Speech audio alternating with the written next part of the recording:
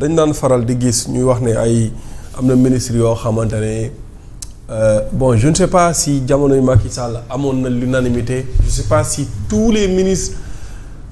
defoon nañ déclaration de patrimoine mais ci sortie ba daal gis naa ni bi ñu paree maintenant Mansour Faye moo dem OFNAC déposer déclaration de patrimoine am mel na leen kii de nguuru Macky Sall moo ci gën a jub ndax moom moo def déclaration de patrimoine sortant mais dañoo waroon a comme dañoo diggoon rupture systémique du ma def la comparaison entre régime passé ak régime bii parce que rupture systémique la ñu waxoon dañu waxoon ne bu ñu ñëwee pratique yi nga xamante ni moom lañ doon def de 1960 à nos jours pratiques yooyu baaxul dañuy ñëw def rupture à ces pratiques là ñu ne dañuy jubbanti parce que tout simplement ki nga xamante ni moom mooy incarner projet bi Ousmane Sonko moom mooy nit ki nga xamante ni moom moo taxaw nee na def na impôt et domaine 15 ans te kenn mënul wax ne sàcc na benn dërëmu askan wi gars yi ne kii dafa jub kii moom saa waay jub na dañ leen ko jox réew mi mu ñëw ñu relâché sa patrimoine nag mu ñu ko wan ci dëkk boo xamante ni Ousmane Sonko nee na moom premier ministre salaire premier ministre am laalu benn avantage premier ministre am du ko dundee. tey tukki jet privé. waaw Ousmane Sonko kenn xamul kañ la gëj a liggéey te ba mu nekkee député sax nee na woon salaire député am laalu ko woon maanaam avant mu nekk député chômeur la woon Ousmane Sonko bi mu nekk député ak bi mu noppee nekk député nekkul woon dara chômeur la woon léegi Ousmane Sonko moom ñëw nekk premier ministre ñu gis train de vie bi nga xamante ni moom lay dund nee na moom laalul benn xaalis ci li nga xamante ne moom mooy privilège yu premier ministre am te loolu waa primature sax confirmé nañ ko léegi Ousmane Sonko donc ñun il est normal il est nu ñu koy waxeeti sax. non waxuma légitime sax mais dafa nekk lu obligatoire. pour mu présenter ñu li nga xamante ni moom mooy sa patrimoine pour ñu xam lan la am. parce que juge Dème fii la toog Mouhamed Diop moo ko invité. mu toog juge Dème. un juge mu ni Ousmane Sonko déclaration de patrimoine bi mu defoon 2017 sax. am na loo xamante ni wanewu ko daf koo nëbb. donc juge Dème mu ngi réconforté Madiambal Diagne ci waxu Ousmane Sonko dafa bëri xaalis milliardaire la. fan la jëlee xaalisam boobu noonu su defee déclaration de patrimoine dinañ xam fan la ko jëlee ci ñi ki jiite OFNAC ki ñi mu wax est-ce que Ousmane Sonko daf cee bokk waaw wala déet man loolu laa bëgg a xam est-ce que Ousmane Sonko def na sa déclaration de patrimoine su fekkee ne Ousmane Sonko defu ko yeneen ministres yi mu wax ak directeurs yi. non newoon nañ def na ko mais c'est pas publié. c'était publié wuñu ko. non mën nañ ko bañ a publier mais moom mi confirmé ne am na ay ministres yu defagul déclaration de patrimoine dama bëggoon a xam ci ñooñu noonu ndax premier ministre daf cee bokk waaw wala déet man loolu laa bëggoon a xam. est-ce que comprendre nga léegi publication bi nag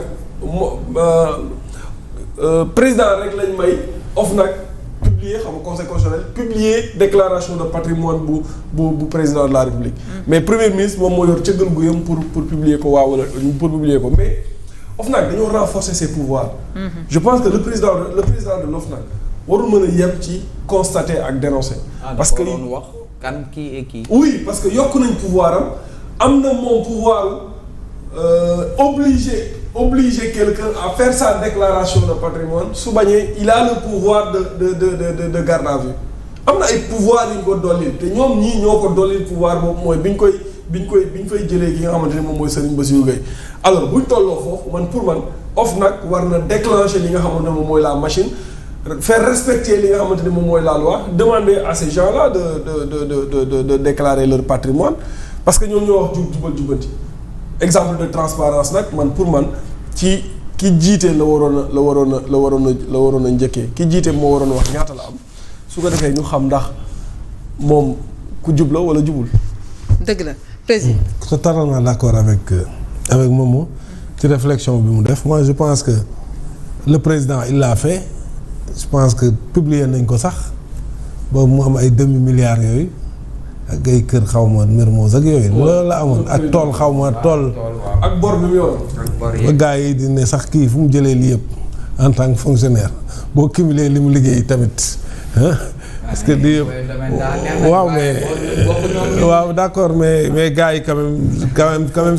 c'est plus d'un demi-milliard quand même. non maanaam ils ont plus accès. facilement accès au foncier. waaw léegi man jàpp naa ne dans ce contexte là moom li mu wax dëgg la Ousmane Sonko je pense que ce qui l'a différencié des autres politiciens kii wax na ko sànq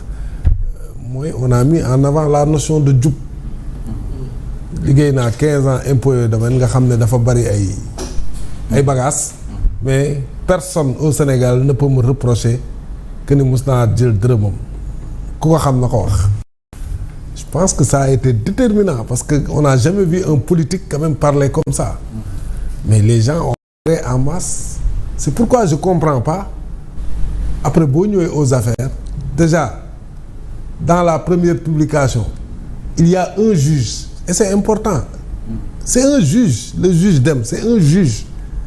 bu doon juger xam li ci waxal nit loo xam ne mënoo ko prouver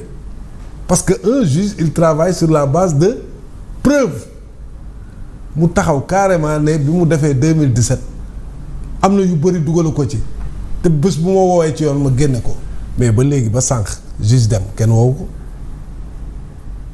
la moo tax beneen bi mooy nga ñëw tu arrives au pouvoir man je pense que dans ce contexte là bi ma décrire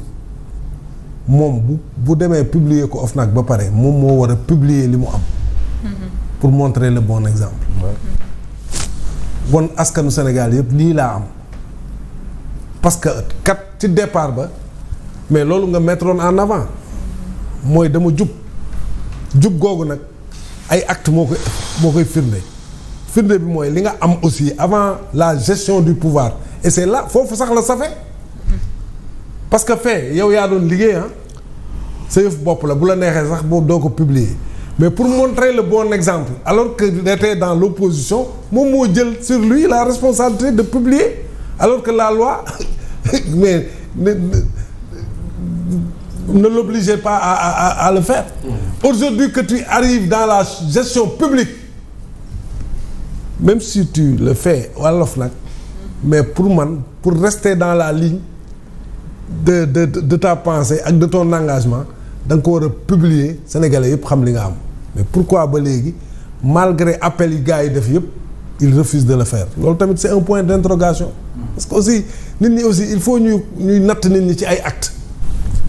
beneen bi nag mooy ministre yi nga xam ne defuñu ko moi je pense que le président aussi est dans l'obligation de leur demander de le faire parce que c'est ku ko deful ñu wàcce la mais affaire tamit il faut ñu yegg foofu parce que la moo tax ñu def ko transparence yéen ngeen nekk ci triptyque boo xam ne jubal jubanti la ñu ne leen def leen seen déclaration de patrimoine ku nekk ngeen di traîner les pieds pourquoi il faut que ñoom aussi ñoom ñi jiitu ñu montrer le bon exemple